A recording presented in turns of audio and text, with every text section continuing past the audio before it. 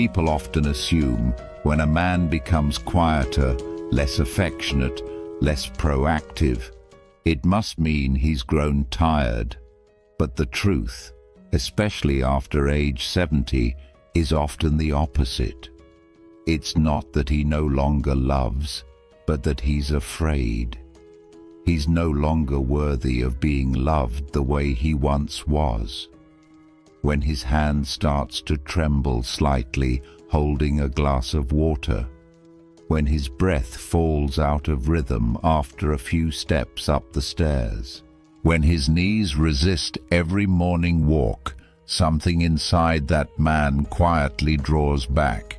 It's not just the body weakening, it's how he feels about himself. I'm not strong enough to catch her if she slips. I'm not sure I could keep my balance if she suddenly hugged me. I'm not the strong man she once chose. And so he withdraws. But he doesn't walk away. He's still there.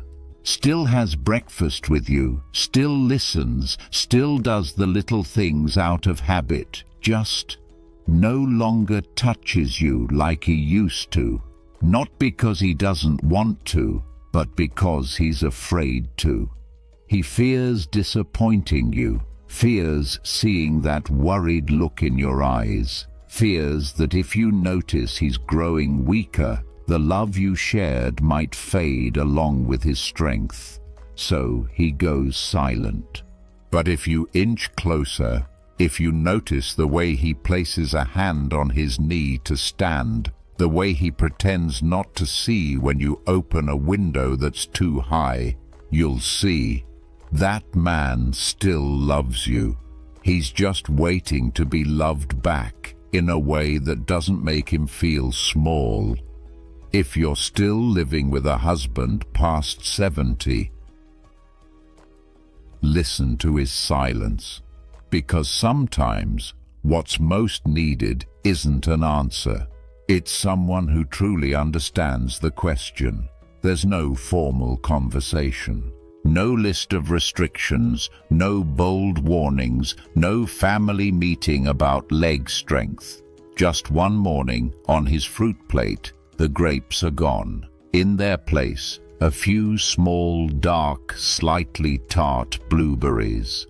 The next day, the banana slices are replaced by soft, ripe avocado sprinkled with a bit of chia seeds. No one says anything, but both notice. She doesn't explain. He doesn't ask. Perhaps after all these years, the most important things don't need to be said. He still finishes every bite, as usual, but starts looking more closely at his fruit plate. She quietly observes each step he takes down the hallway, every time he sits without bracing himself. Those evenings he heads into the garden earlier than usual. And then, one day, when he rises from the table without holding onto the chair, she quietly walks over and places a glass of water beside the newspaper, not as a reminder, but as a silent message. I see you. You're coming back. No praise, no passionate embrace, just a cool glass of water next to his usual cup of tea. And his eyes, for the first time in a long while, meet hers directly as he picks it up. We often think change must start with effort, but sometimes what's needed first is someone who believes you still can change. That wife didn't pull him up, didn't push him to walk, didn't ask how much water he was drinking.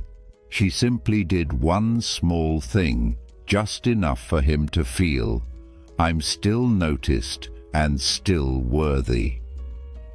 Because recovery after 70 doesn't always begin with medicine. Sometimes it begins with a silent gaze and a glass of water placed next to the newspaper each morning. There are days he barely leaves his chair, sitting from morning till evening, shifting from the sofa to the dining chair, then back to that familiar seat in the living room corner. Not because he's lazy, not because he's tired, but because he's no longer sure his legs will hold steady. Leaving the chair means stepping into a challenge, falling, slipping, or simply realizing he's not as agile as before. The wife doesn't say, "Why are you still sitting there?" No nagging, no look of frustration. She simply comes over, gently places a pillow behind his back, and says, as if casually inviting, "Shall we go check on the vegetable garden?" She doesn't say go for a walk, doesn't say exercise. Just check a few plants, something he's always loved since his healthier days. He pauses for a few seconds, then nods slightly. Not because he's suddenly motivated, but because she's given him a reason to stand without feeling inspected, criticized, or weak. The garden walk takes just 5 minutes, but in those 5 minutes, he feels his legs again, the cool breeze, the soft earth, and someone walking beside him, saying nothing, but always half a step slower.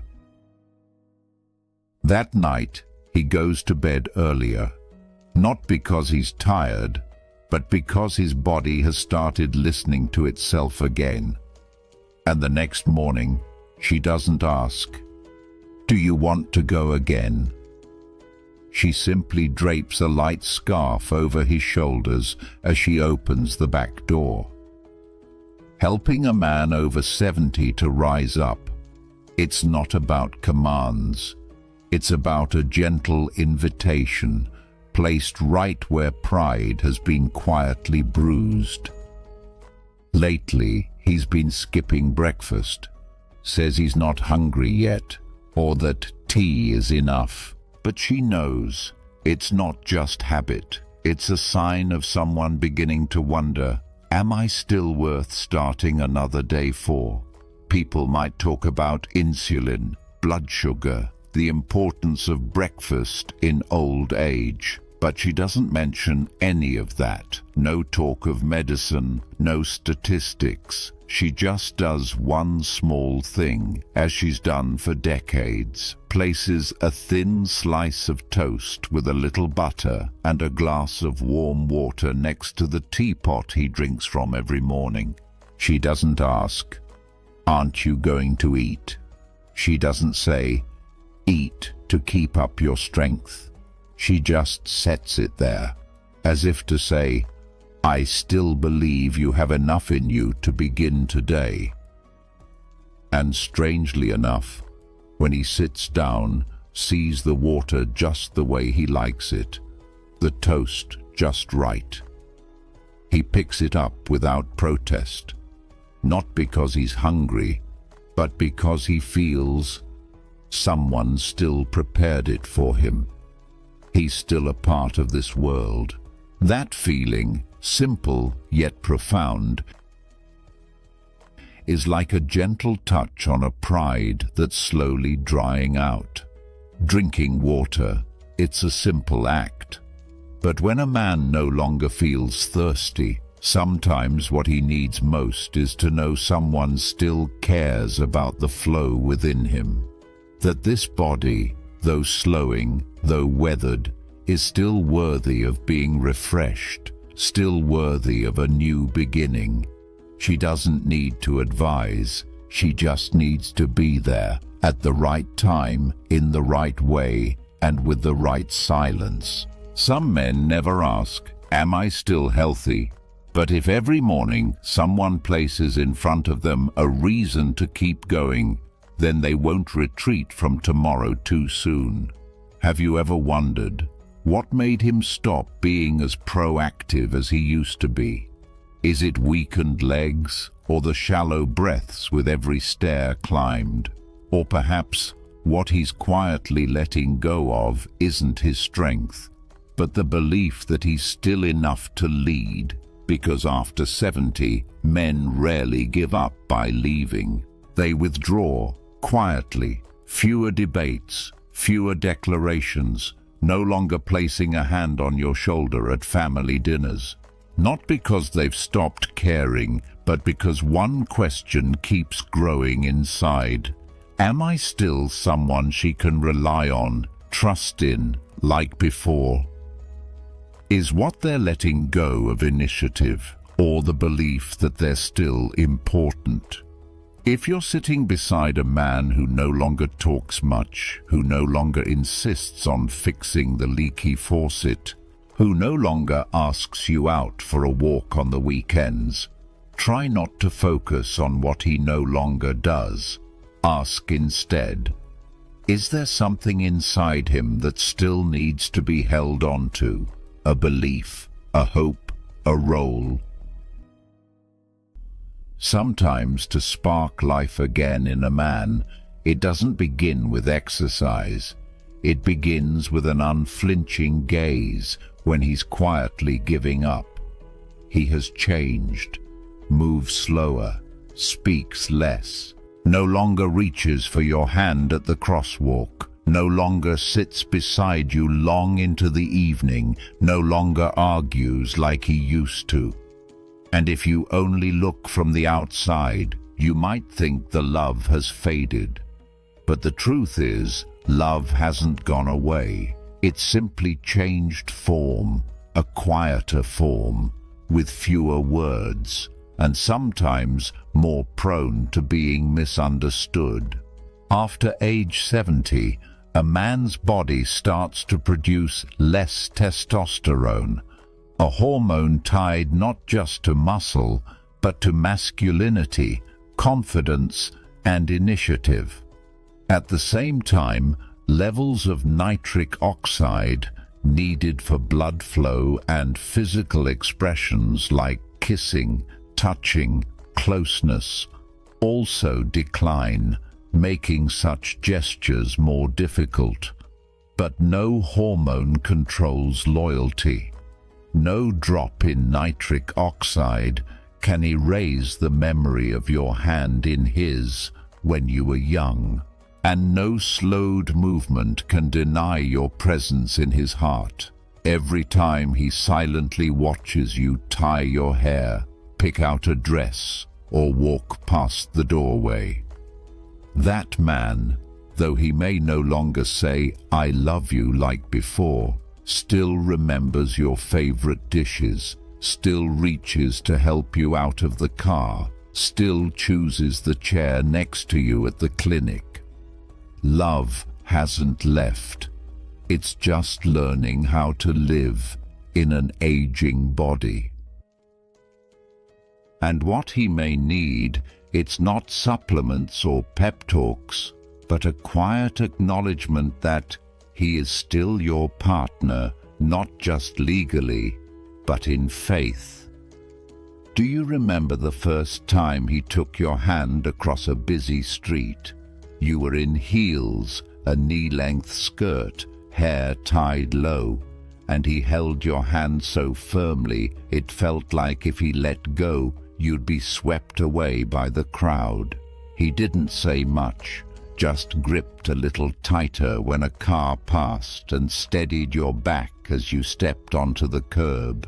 That same man carried you through life's toughest paths, childbirth, illness, those nights you cried without knowing why. He carried with strength and with heart. Now he's not as quick. His steps are heavier. His hand trembles slightly when holding a glass. But if you look closely, his hand still reaches for you when crossing the street. Only now, instead of pulling you to safety, he needs you to gently guide him across the damp patch. No need to switch roles, just switch directions. Make a glass of water without asking. Place a hand on his shoulder when stepping off a curb. Slow your pace just a little when he takes longer to put on his shoes. These acts, they don't make you weak. They're how you return the favor, not with words, but with your tender presence. That man once stepped forward to shield you. Now, if you step up just a bit, offer your hand, not to pull, but simply to let him know he's not being left behind, then maybe, just maybe, he'll stand a little straighter, walk a little steadier, and smile, saying nothing. Because what he needs, sometimes, just help someone else begin again.